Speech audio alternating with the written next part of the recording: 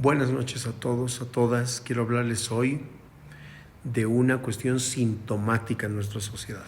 Hoy ya me llegó hasta aquí el ver a una persona con actitud hiper soberbia al frente de un volante, pasarse en rojo, amenazar a las personas y tener una actitud tan terrible. Es decir, ni siquiera vergüenza ni nada. Es decir, como si tuviera que hacerlo y el hacerlo fuera un desafío. Es algo que se lo permite. Y miren, vamos a hablar de esto, de soberbia y de servilismo.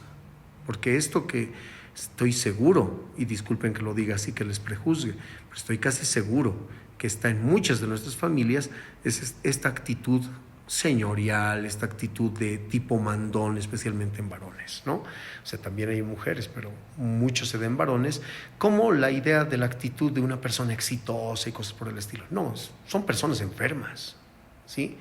Y nuestra sociedad está bastante enferma de eso. Voy a hablarles de la soberbia y del servilismo en una sociedad como la nuestra, en una sociedad impune. Y les voy a dar algunas claves para que podamos entendernos, es decir, entender qué es lo que está sucediendo. Hay algo profundamente inquietante en muchas de las actitudes, ¿no?, que vemos nosotros en nuestras ciudades, probablemente por la desigualdad, ¿no? Estas actitudes autoritarias, el desprecio al otro, el culto al estatus, ¿no?, la soberbia en lo pequeño y al mismo tiempo un servilismo casi automático ante la autoridad, ¿sí? Todo esto, todo este conjunto de cosas son síntomas que se normalizan. El tipo que habla a los gritos para imponerse, que exige ser llamado licenciado o doctor como medida de dignidad, el joven que se compra un auto, ¿no?, a crédito y se siente con derecho a pasar semáforos, a cerrar filas, a humillar a los otros.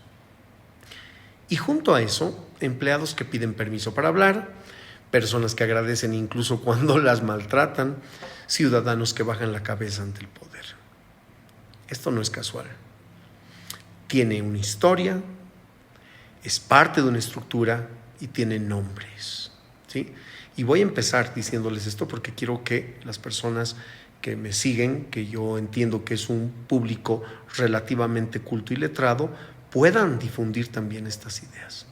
La primera cuestión de las que les quería hablar era del hábitus de clase. Es un concepto que lo hace Bourdieu, ¿sí?, el gran sociólogo, filósofo, y que nos habla del cuerpo como memoria social. Pierre Bourdieu explicó cómo la desigualdad se graba en los cuerpos, ¿sí?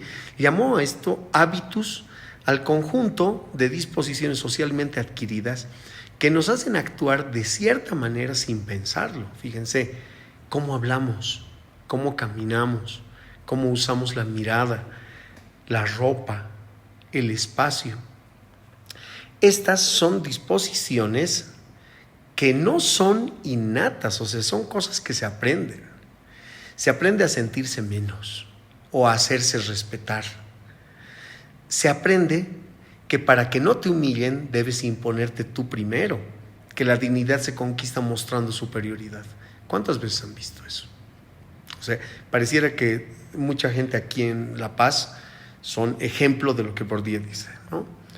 Y cuando la sociedad legitima esa lógica, se vuelve sentido común eso. Lo vemos en pequeños gestos, ¿no ve? En el uso ostentoso de títulos, el tono autoritario en las oficinas, la necesidad de marcar jerarquías donde no hay razones reales para hacerlo. Todo eso, que a veces parece solo mala educación, es en realidad una forma de reproducir la dominación. Hegel desarrolló un concepto que en el siglo XX se vuelve importantísimo por Alexander Kojève. Estamos hablando de filósofos, obviamente, que es el amo y el esclavo y el deseo de reconocimiento. Le llaman la dialéctica del amo y del esclavo. Hegel planteó una idea clave para entender la subjetividad en contextos de desigualdad como el nuestro: el deseo de reconocimiento. En su dialéctica del amo y del esclavo, muestra cómo el esclavo se forma a sí mismo, pero bajo la mirada del amo, y cómo su deseo de ser alguien, ¿sí?, está mediado por esa relación. Quien ha sido negado, marginado, humillado, busca desesperadamente reconocimiento. Así tenemos que ver a estas personas. Y a veces lo encuentras reproduciendo las mismas lógicas que lo negaron. O sea, por eso es que no sorprende que quienes sufrieron desprecio en la infancia o exclusión social busquen luego el lugar del amo, ¿no? Imitando sus gestos, su arrogancia, su violencia simbólica. Cuando yo veo uno de estos tipos, bueno, da pena porque tú te pones a pensar qué papel está actuando este señor. Alfred Adler, un psicoanalista que plantea el complejo de inferioridad como motor compensatorio, desarrolló un concepto, el complejo de inferioridad. Lo hizo observando cómo muchas personas desarrollan una autoestima quebrada por las experiencias tempranas de carencia o de desvalorización. Para compensarlo, estas personas adoptan conductas de falsa superioridad. Hablan fuerte, ¿no? Desprecian, imponen. No es fortaleza eso, ¿sí? A ver, entiéndalo bien. Es miedo a sentirse otra vez pequeños. En sociedades como la nuestra, donde la movilidad social es mínima y el prestigio se basa en signos externos, ¿no? En autos, en ropa, en títulos, este complejo se agrava. La ostentación se convierte en defensa y la empatía es lo que más bien se reprime, ¿sí? Frantz Fanon, ¿sí? Que era un psiquiatra y un militante de lo anticolonial, ya que está tan de moda, ¿no? Bueno, por lo menos ha estado los últimos años, estudió cómo el racismo y el colonialismo deforman la psique de los oprimidos, ¿sí? En realidad parece que no. Cuando nosotros vemos a nuestras autoridades y a mucha gente hablar de descolonización, disculpen, pero vemos sus actitudes, nos damos cuenta que hay mucho de lo que dice Fanon. ¿Qué dice? En Piel Negra, Máscaras Blancas, así el texto, explicó que el colonizado tiende a interiorizar la mirada del colonizador, fíjense, despreciando su lengua, su cuerpo, su cultura y tratando de parecerse al amo. Es decir, un autodesprecio. Esta mimética del poder no es solo una cuestión ideológica, sino es una cuestión profundamente emocional. En nuestras sociedades postcoloniales, es decir, como la paceña, la boliviana, la herida está presente. Hay mestizos que desprecian lo indígena, pobres que desprecian a otros pobres, mujeres que adoptan códigos machistas, ¿no? Todos queriendo ascender dentro de un sistema que los niega. Y el autoritarismo a veces es eso, es el grito del que no ha sido escuchado y que ahora se niega a escuchar, ¿sí? Esto que les decía hace un momento, ¿qué papel actúan? ¿Sí? Tiene que ver mucho con Erving Goffman, ¿sí? Erving Goffman estudió cómo las personas actúan precisamente. Actúan roles sociales, como si estuvieran en una obra de teatro. En su teoría del interaccionismo simbólico, observó cómo la gente se presenta a sí misma en sociedad, ¿sí? Y, o sea, como el que imposta la voz, ¿no? Voz más gruesa, potente, autoritaria, ¿no? El que exagera su seguridad, ¿sí? La manera de caminar, ¿sí? El que se viste como un gerente, aunque no lo sea, ¿no? Todo eso construye una fachada que busca respeto, ¿no? Que muchas veces busca ese respeto para cubrir su propia inseguridad. En nuestras ciudades hay puestos donde lo único que se gestiona es esa fachada, ¿no? Por ejemplo, los guardias que imponen autoridad con gritos, los funcionarios que tratan con desprecio al resto de la gente, las personas que solo se sienten alguien cuando hacen sentir menos a otros. Esas actitudes, ¿no? Permiso, ¿no? Ustedes han visto eso, ¿no? En los supermercados, ¿no? Esta gente trata de mostrarle todo lo que compra al resto, ¿sí? Esas actitudes maníacas exageradas, ¿no? Gramsci también nos habla de eso, sí, el gran politólogo, ¿no? Analista para mí y sociólogo también, porque entiende muy bien cómo funcionan estas cosas. Él explicó cómo las clases dominantes, por ejemplo, no solo gobiernan por la fuerza, ¿no? Sino por el consenso, es decir, cómo sus ideas logran volverse una regla. Logran que sus valores, o sea, el éxito individual, la competencia, el desprecio por el perdedor, sean asumidos por las propias clases subordinadas. Por eso es que los nuevos ricos actúan como actúan, ¿no?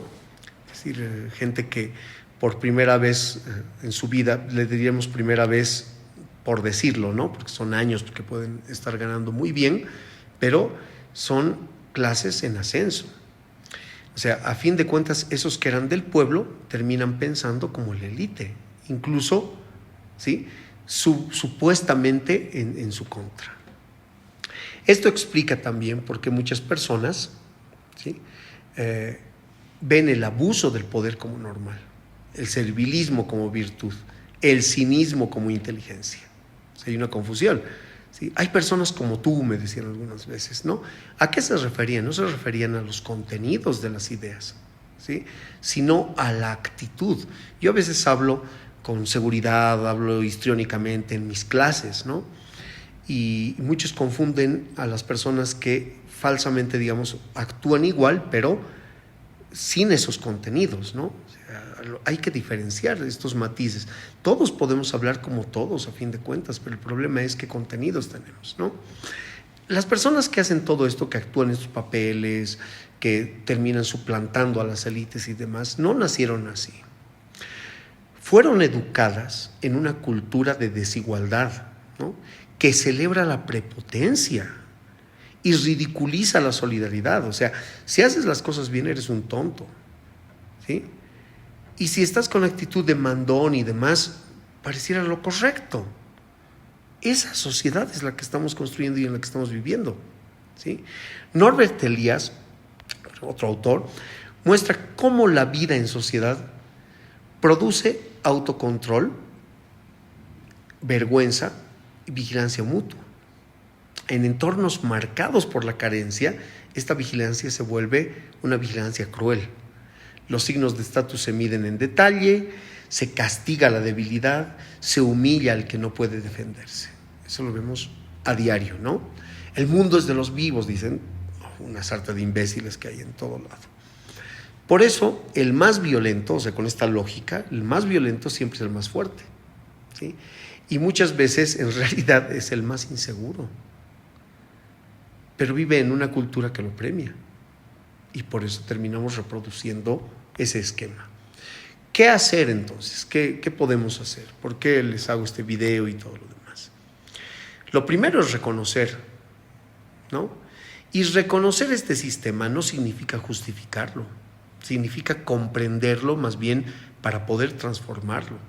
Porque la violencia simbólica, el autoritarismo, el servilismo, el desprecio por el otro no son solo defectos personales, son estructuras internalizadas en nuestra sociedad, en los miembros de nuestra sociedad. Y una sociedad justa no se construye solo con leyes, señores, ¿sí? Podemos tener miles de leyes, pero no es ese el asunto.